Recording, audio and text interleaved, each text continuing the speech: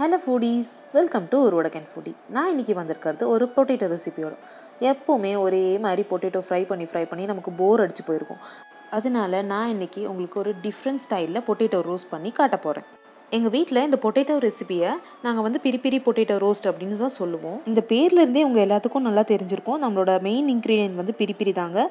பிரி பிரி இல்லாமல் வேலைக்கே ஆகாது. அதனால் கண்டிப்பாக எல்லோரும் பிரி பிரி வாங்கி வச்சுக்கோங்க. நம்ம எப்போவுமே இந்த பொட்டேட்டோ ரோஸ்ட் பண்ணும்போது ஜஸ்ட் மஞ்சள் பொடி, மிளகா பொடி இது மட்டும்தான் வச்சு பண்ணுவோம். இந்த பொட்டேட்டோ ரோஸ்ட்டில் நான் இன்னும் கொஞ்சம் நிறையா மசாலாஸும் அண்ட் இந்த பிரி பிரியும் ஆட் பண்ணுறதுனால ஃப்ளேவர்ஸ் ரொம்ப நல்லாயிருக்கும். இப்போது நம்ம இதுக்கு தேவையான இன்க்ரீடியன்ட்ஸ் என்னன்னு பார்க்கலாம். நான் ஒரு 5 உருளைக்கிழங்க தோலெல்லாம் எடுத்துகிட்டு இந்த மாதிரி தின்னாக ஸ்லைஸாக கட் பண்ணி எடுத்து வச்சுருக்கேன். தண்ணியில் போட்டு வச்சுருக்கேன். பிகாஸ் கருத்து போகாமல் இருக்கிறதுக்காக தண்ணியில் போட்டு வச்சுருக்கேன். அதுக்கப்புறம் ஒரு 1 டீஸ்பூன் ஜீரக பவுடர், அதுக்கப்புறம் ஒரு 1 டேபிள் ஸ்பூன் பிரி பிரி பவுடர், அதுக்கப்புறம் ஒரு 1/2 டீஸ்பூன் பெப்பர் பவுடர், அப்புறம் ஒரு 1/4 டீஸ்பூன் மஞ்சள் பொடி, ஒரு 1 டேபிள் ஸ்பூன் சில்லி பவுடர், அதுக்கப்புறம் ஒரு 2 டேபிள் ஸ்பூன் கொரியாண்டர் பவுடர், கொஞ்சம் தண்ணி, அதுக்கப்புறம் நமக்கு இதுக்கு தேவையான அளவு உப்பு. இவ்வளோதாங்க இதுக்கு தேவையான இன்க்ரீடியன்ட்ஸ். இப்போ இது எப்படி பண்ணுறதுன்னு பார்க்கலாம். ஒரு பவுலில் நான் பெப்பர் பவுடர், கொரியாண்டர் பவுடர், அப்புறம் ஜீரக பொடி,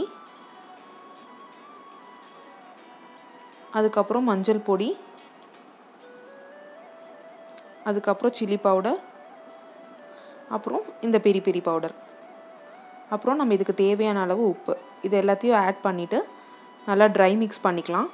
ட்ரை மிக்ஸ் பண்ணிவிட்டு அதுக்கப்புறம் நம்ம இதுக்கு தேவையான அளவு தண்ணி ஊற்றி நல்லா மிக்ஸ் பண்ணி எடுத்துக்கலாம். நிறைய தண்ணி ஊற்றாதீங்க, கொஞ்சம் கொஞ்சமாக தண்ணி ஊற்றி நல்லா மிக்ஸ் பண்ணி எடுத்துக்கோங்க.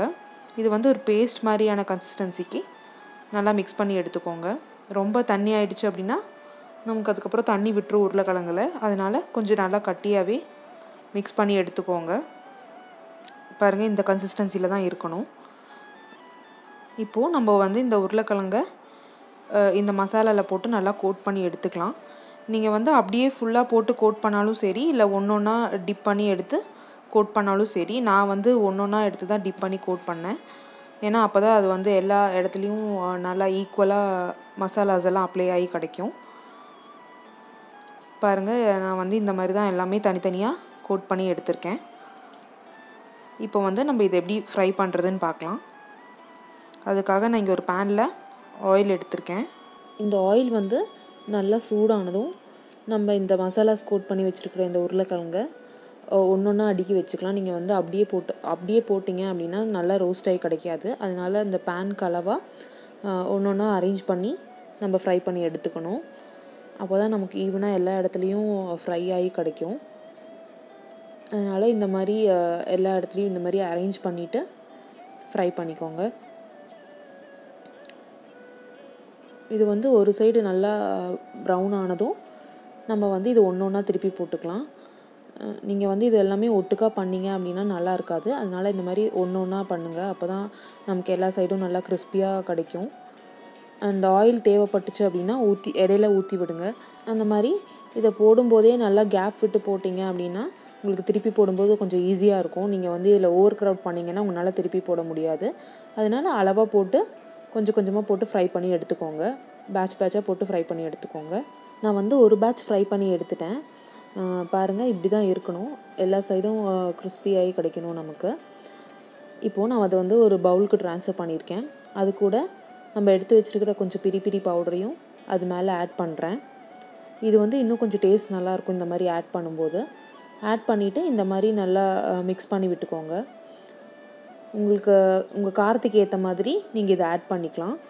இந்த பிரி பிரி ஆட் பண்ணுறதுனால ஒரு நல்ல ஃப்ளேவர் இருக்கும் இதில்.